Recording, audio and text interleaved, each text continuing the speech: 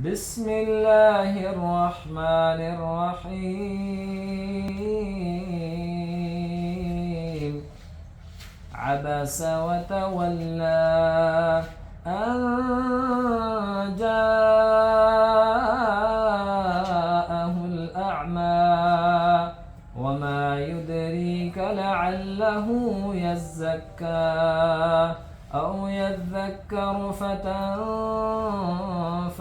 الذكرى أما من استغنى فأنت له تصدى وما عليك ألا يزكى وأما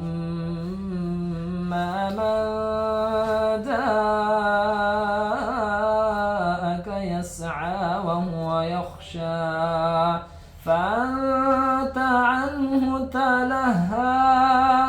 كلا إنه تذكرة في صحف مكرمة مرفوعة